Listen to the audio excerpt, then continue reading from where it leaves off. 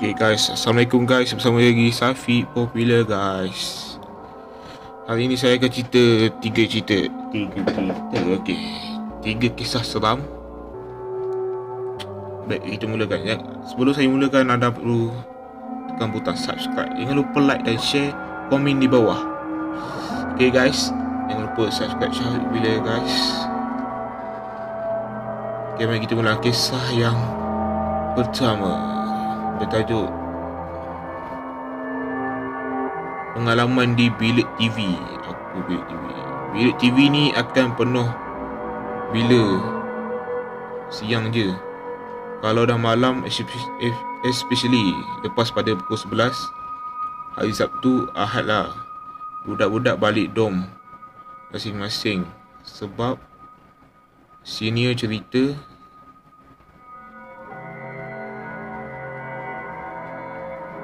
Senior cerita ramai kena kacau sampai demam. Kisahnya ada seorang senior ni suka tengok midnight movie malam Sabtu tu.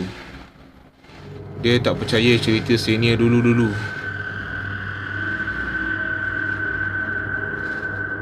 Dia cakap semua tu hostel legend nak takutkan budak baru. So dia relax, tutup lampu.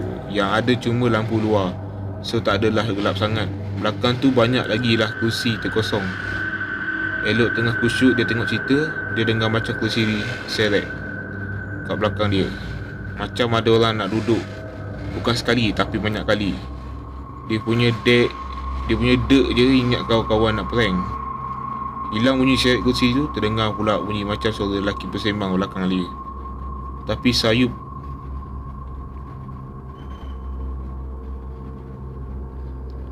sebab bercampur dengan bunyi TV.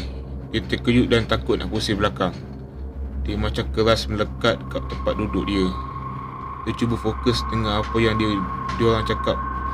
Dan perasaan itu adalah bahasa Jepun. Elok nak cabut lari, TV tiba-tiba terpadam. Ada botol dalam TV. Dia bila tengok betul-betul dan ternampak sekumpulan lelaki tengah berdiri betul-betul ke belakang dia. Dia pun pengsan. Esok paginya dia terjaga atas katil. Warga jumpa dia malam tu tak sedar diri dan bawa balik dom.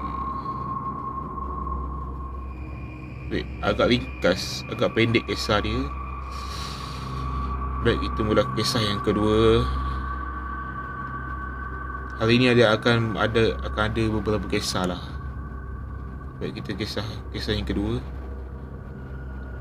Ini tajuk Katil Atas. Kisahnya dulu ada seorang pelajar baru masuk asrama. Dia ni sebenarnya ada penyakit teruk tapi tak tahu macam mana boleh lepas masuk asrama. Yalah, kan ada medical check up apa semua. Kalau sakit teruk memang tak dibenarkan duduk asrama, katanya. Pelajar ni memang nak sangat masuk sekolah tu. Impian dia dari kecil.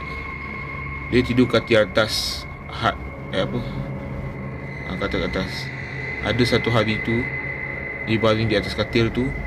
Mungkin hari Ahad kot. Dari pagi dia baring berselimut satu badan sampai petang. Sampailah ke malam. Budak-budak lain tak kejut sebab dia memang tak sihat sebelum tu. So dia orang tak nak kacau. Lagipun budak tu pendiam, tak ramai kawan dan banyak menyendiri. Esok paginya nak ke sekolah. Peraturan kat situ, masa semua pergi sekolah, kita kena cuci hidung.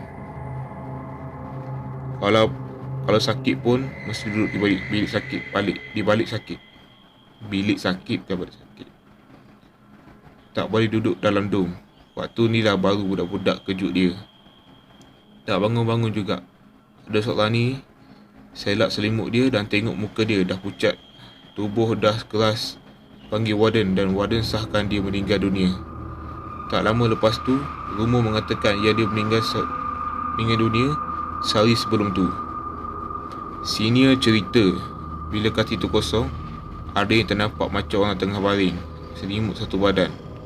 Ada seorang ni, dia tidur di sebelah katil itu. Dia terjaga malam dan ternampak orang berselimut atas katil sebelah dia. Padahal tak ada orang. Bila dia tengok lama-lama, selimut tu terbuka dan ternampak ada seperti bungkusan lain. berkain putih berbalut ketat, iaitu makhluk pocong guys. Aku duduk pucung tiba.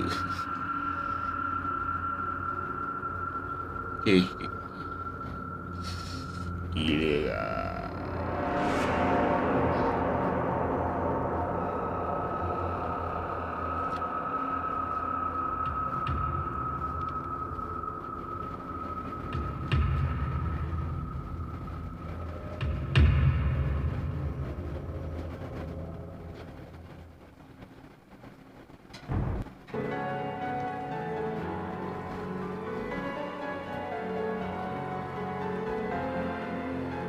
Kisah yang berapa tadi?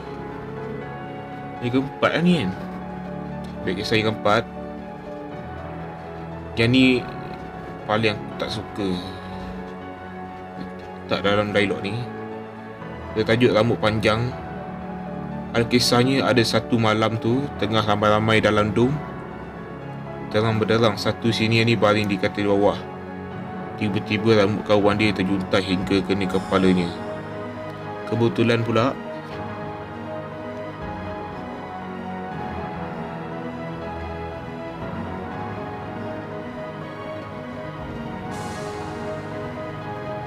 memang rambut kawan yang duduk di atas katil tu panjang yang amat sampai ke kepala sepunggung, macam sundel bolong pula.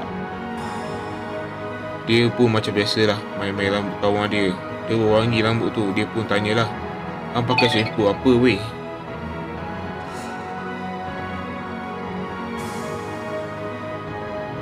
Kawan katil sebelah pelik dan terus menyapuk, "Gila mu cakap dengan siapa?" Budak yang tengah belai rambut ni terkejut dan terus bangun tengok katil atas. Kosong, tak ada orang pun. Rambut tu pun dah hilang.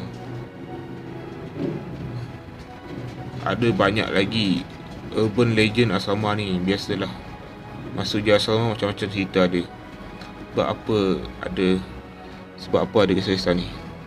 Teori aku, makhluk tu kacau sebab kita nak menuntut ilmu. Yalah, dia nak bagi kita serabut, takut supaya kita tak tenang, tak study.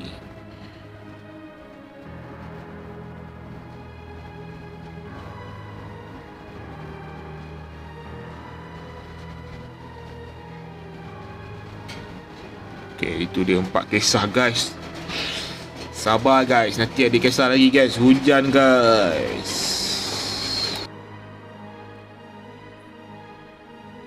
Tadi itu hanya kesian sahaja. Cerita seram.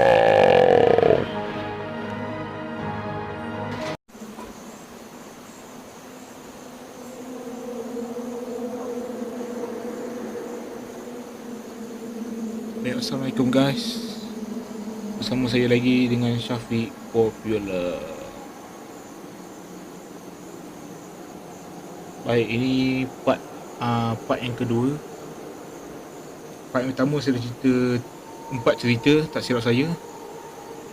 Ini part yang kedua. Okay, mari kita mulakan kisah yang pertama dari part kedua. Kisah pertama ini bertajuk Shift Malam.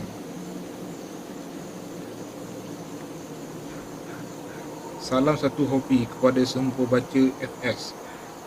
Fiction Syasha. Website dia.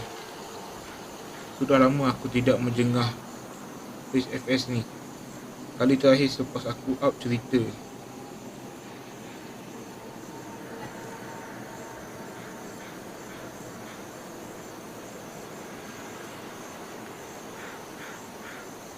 Pada minggu pertama, production berjalan seperti biasa. Tiada masalah. Cuma kadang yang kala aku geram, kenapa projek baru mesti semua ditempatkan di plan lama, sedangkan plan baru buka habis sesuai untuk projek ni jalankan. Plan lama memang first tapak pertama kilang ni dibina sebelum plan-plan lain dibangunkan. Agak usang, tapi fasiliti dijaga dengan rapi. Banyak cerita yang tidak enak yang aku dah dengar sepanjang bekerja di sini.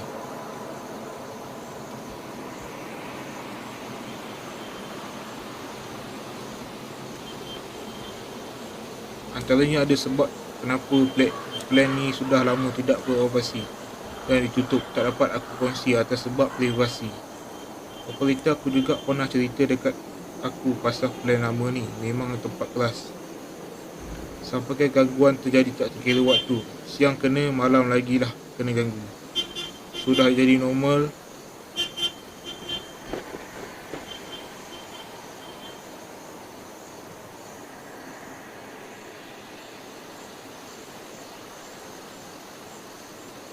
Kalian bila operator tiba-tiba saja jerit tak tentu pasal. Meja tempat aku pun dah lain.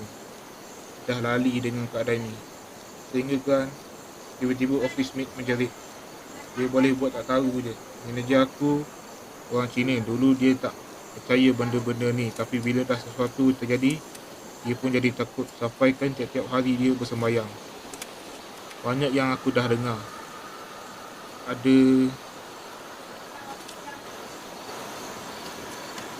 yang kata tiba-tiba operator duduk sebelah takkan ada muka.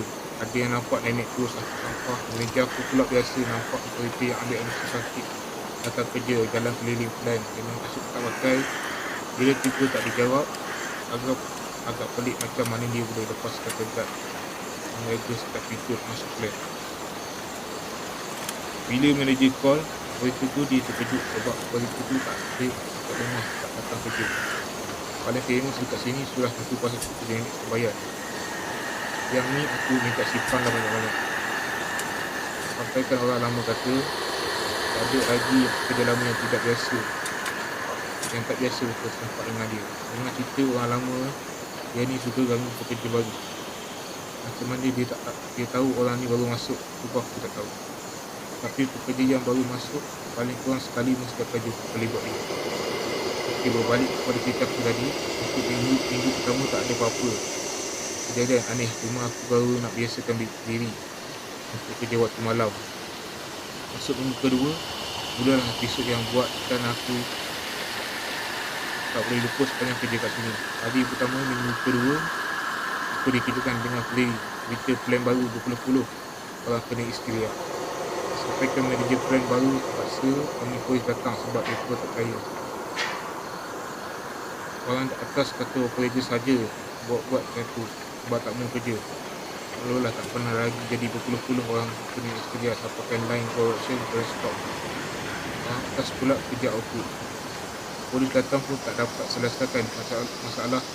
Cuma dia boleh konfirmkan sahaja yang operator ni tak buat berubat kena rasuk. Memang mereka ni ramai tak kenal ini setia. Dan diorang call ustaz mai tilang untuk berubat.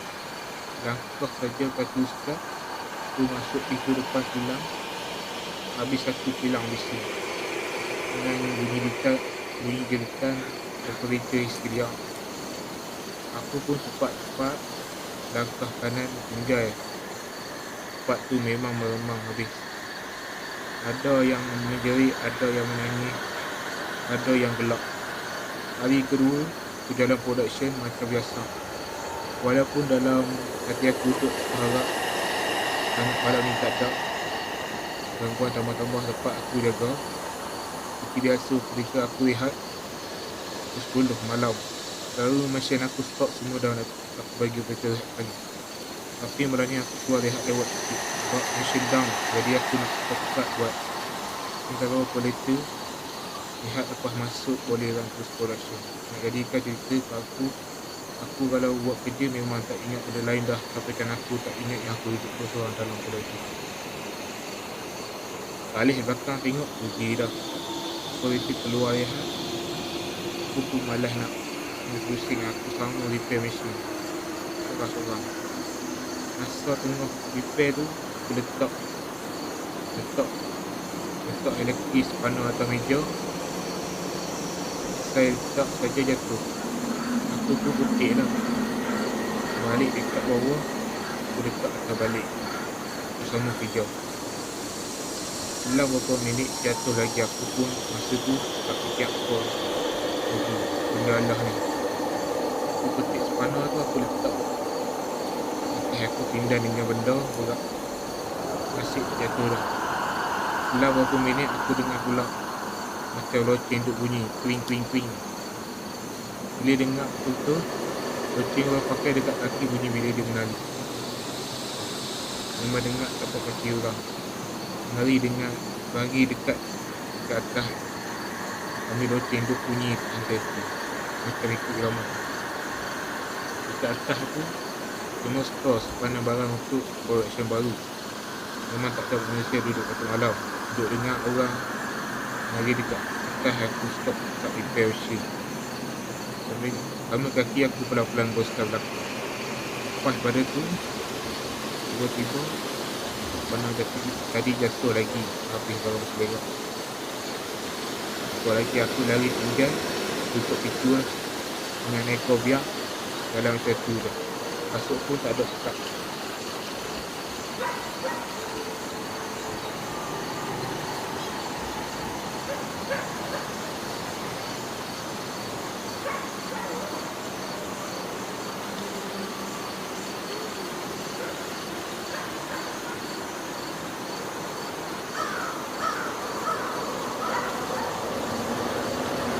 Dengan muka pucat, aku lari PKT.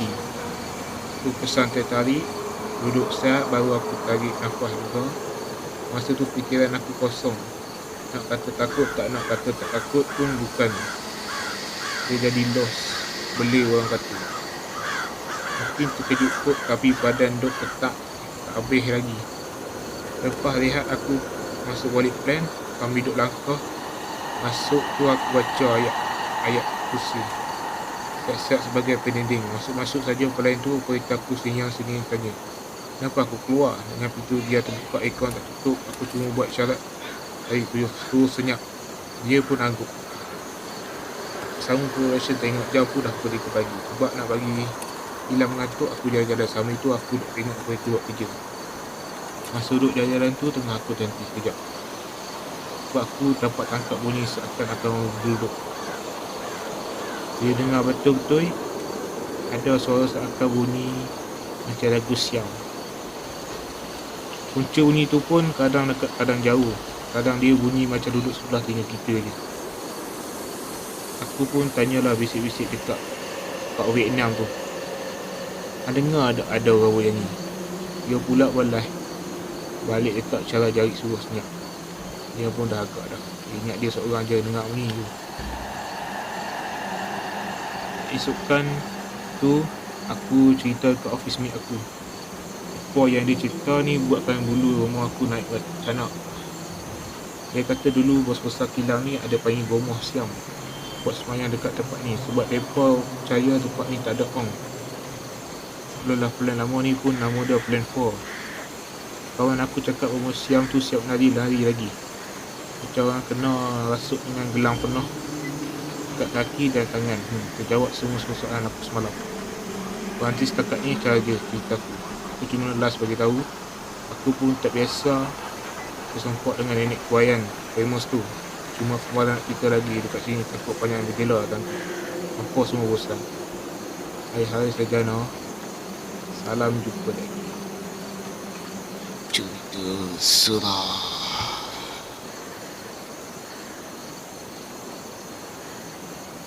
Sebentar tadi itu hanya perkongsian sahaja cerita Serah. Baik, itu saja kita agak panjang kisah ni ya. Okey. Baik, nanti kita mulakan kisah yang kedua.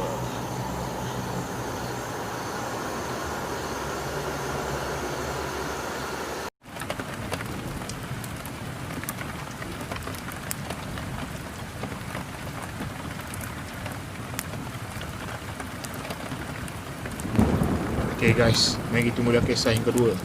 Ni adalah kisah yang terakhir guys. Okay, ceritanya kisah ni bertajuk Sungai. Aku ceritanya begini. Aku ada 3 orang rakan, Bahar, Dakman dan Aswad. Dan kami berempat memang suka mandi sungai. Dalam seminggu tu 3-4 kali kami akan pergi mandi di sungai itu. Dan tiada apa-apa yang berlaku dan tidak pernah sekalipun ada bergangguan apa biar pun. sudah berkali-kali kami mandi di sungai itu. Sehinggalah pada suatu hari ini, hari itu hari terakhir 10 tahun baru. Seperti biasa kami pergi mandi sungai, tapi kali ini Dakman tiada kerana terkena demam panas sejak 3 hari lalu. Jadi hanya kami bertiga lah yang pergi. Di sungai itu ada sebuah pondok dan di pondok itulah tempat kami membuka pakaian.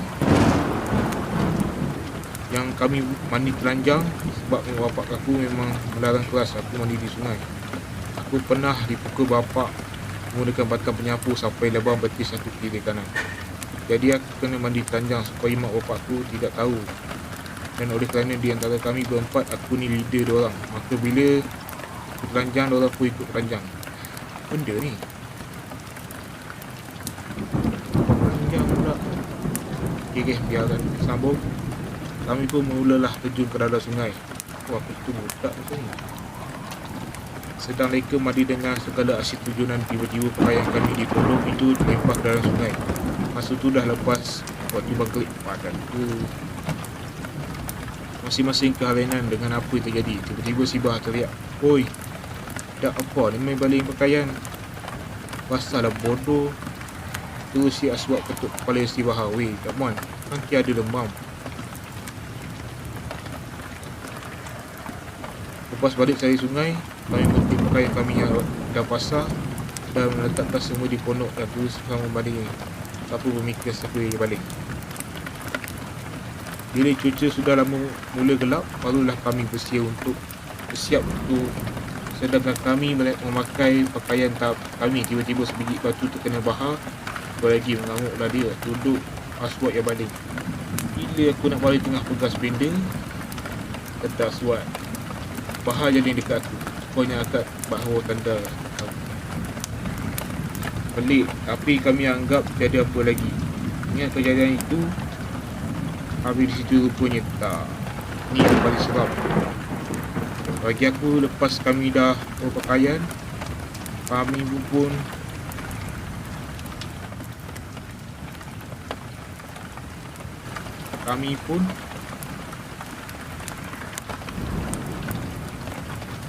mulalah hendak pulang. Baik saja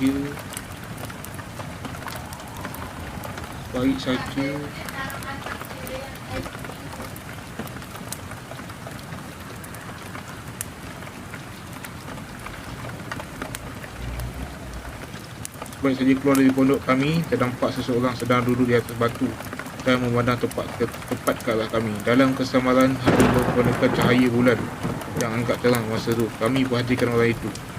Tiba-tiba dia berdiri dan tangannya diangkat ke depan seperti menunjuk ke arah kami. Dari kejauhan kami, nampak dia bergerak ke arah kami, tapi seakan terbang. Makin lama makin dekat, barulah kami perasaan sebagai itu adalah Pontianak, guys.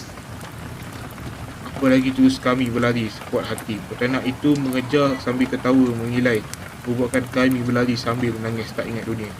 Aswad beberapa kali terjatuh sampai luka siku dan lutut, tapi digagahi juga untuk terus berlari. Sampai di kawasan padang, barulah Pontianak itu berhenti mengejar kami. Kami terus berlari sampailah dekat masjid baru. Kami berhenti. Masa tu azan isyak baru bermula. Dalam keadaan lemah kami pulang ke rumah. Esok harinya kami terkena demam panas entah berapa hari. Dalam beberapa hari itu aku sering meracau menangis ketika tidur. Lalu termimpi Pontianak tersebut sehingga hilang semangat aku dan badan aku menjadi kurus akibat tiada selera makan. Keadaan aku bapa pun membawa aku berjumpa seorang ustaz ni untuk dipulakan semangat aku.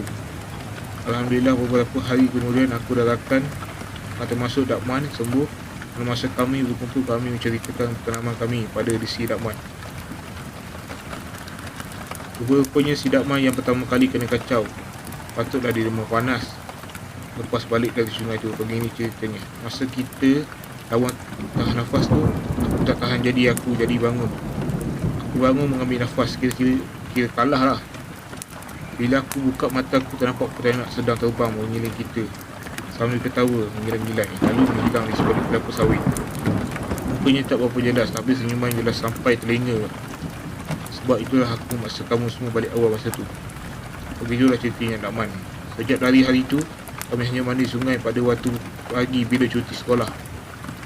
Akhir kata dari aku, Man. Dakman, Aswad dan Bahar.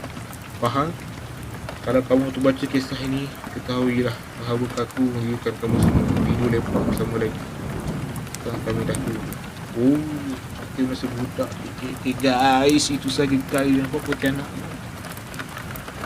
Kisah aku agak panjang, guys.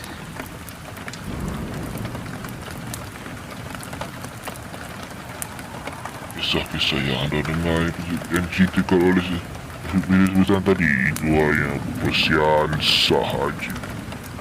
Jangan terlampau percaya, guys. Sebab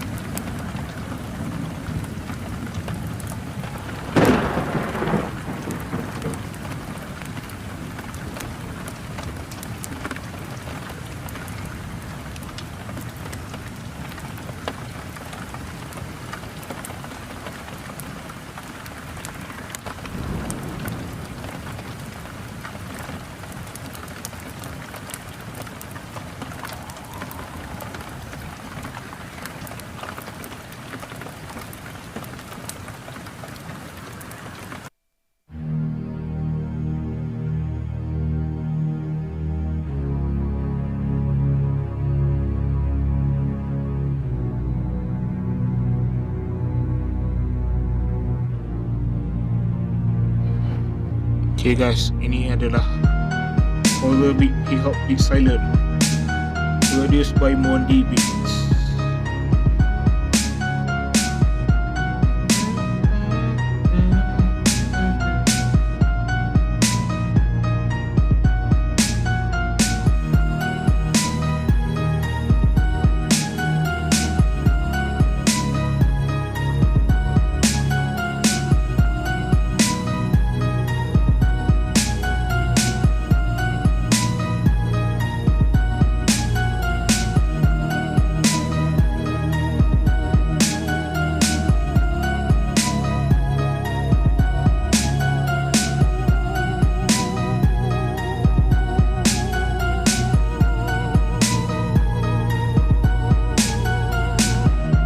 Okay guys,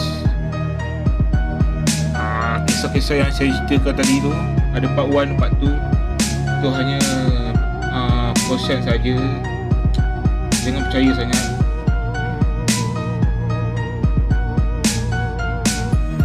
Okay guys, sebelum saya menutup, saya ingin mengucapkan terima kasih banyak kepada pendengar setia Syafiq Berbeza. Ini adalah rancangan khas pada Syafiq Berbeza, cerita seram. Dan jangan lupa support guys. Jangan lupa subscribe. Jangan lupa tekan butang subscribe. Dan jangan lupa like, share dan komen di bawah guys. Okey tak cerita ni? Kalau okey, tunjuk thumbs up guys. Berikan emoji thumbs up guys. Okay, assalamualaikum guys. Saya tutup dulu guys. Assalamualaikum.